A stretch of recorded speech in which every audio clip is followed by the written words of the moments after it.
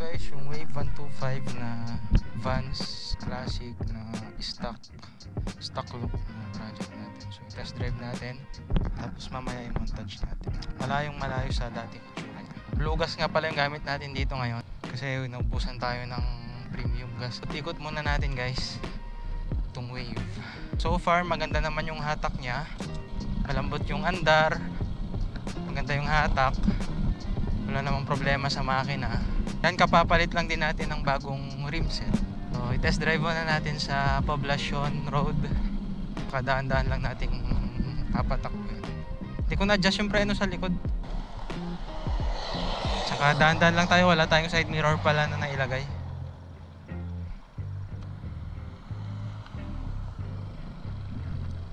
Alright. Mamaya washingan natin to. Madungis na rin. Itong panel gauge niya, napapansin nyo, hindi natin na pinalitan. Since ito yung orig, ito pa yung galing sa stock niya. Hinigpitan ko naman na lahat dito. Hopefully wala na yung overflow dun sa carburetor niya. Nag-overflow to dati, pero lagay na tayo ng repair kit. So balik ulit tayo. May nararamdaman lang akong medyo parang matagtag siya. So, dahil na rin siguro sa gulong, medyo tigas. So anong masasabi nyo guys dito? Sanay ako sa Raider. Likod yung dagdag ng cambio nya. Naka automatic headlight pala to.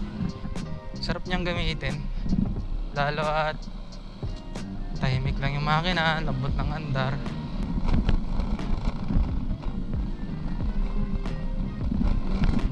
Medyo matagtag lang yung harapan tigas yata yung gulong. Magbawas tayo ng hangin, tapos test drive ulit natin. Tagtag ulit natin.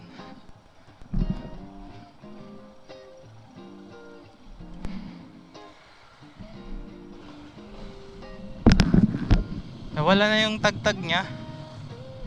Tignan natin dito.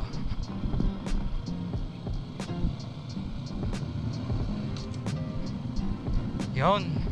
So okay na siya ngayon. Sobrang tigas ng gulong kanina Parang mawawasak tong motor. Testing natin yung preno sa likod.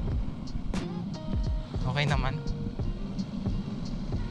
Konting adjust pa. Sa harapan. Okay, malakas.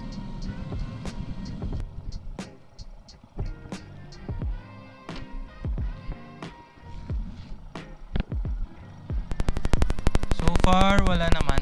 Tuyo siya dito. Okay, so okay siya. Testingin pa natin.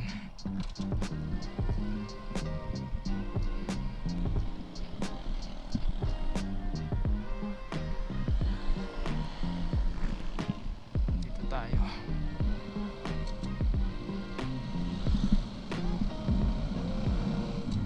Testingin natin hanggang Petron, tapos balik tayo.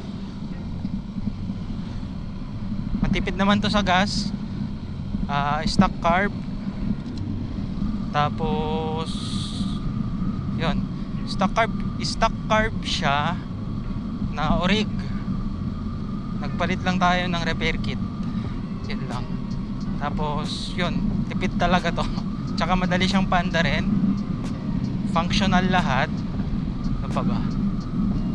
Ganda ng andar niya. Matagtag lang kanina, pero ngayon goods naman na.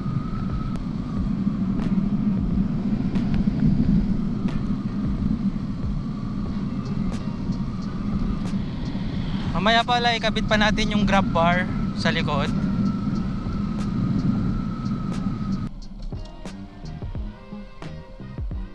So ikot na ulit tayo.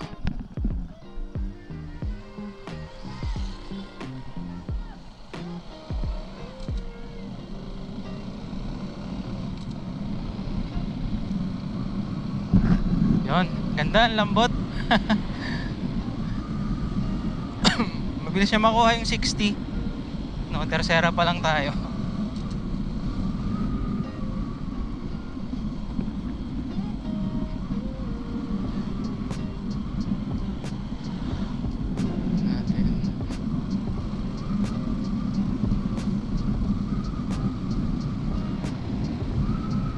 Okay na to para sa akin. Ganda. Konting bihis-bihis na lang dito. Lalo yung tsura niya. Tsaka yung kulay ng kahang ganda. Okay na okay to pang daily para sa akin. Kahit pang malayok tuloy, kayang-kaya na ito, walang problema to. Basta kompleto lang sa papel, ganyan, nakarehistro.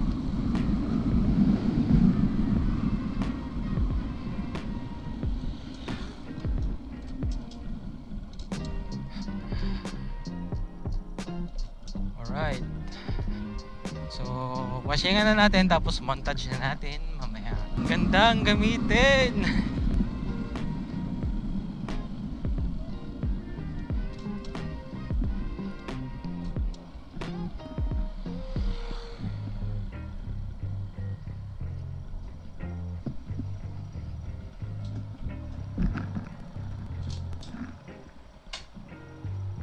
Yung washing na lang to mamaya. Okay na. Ready to release na.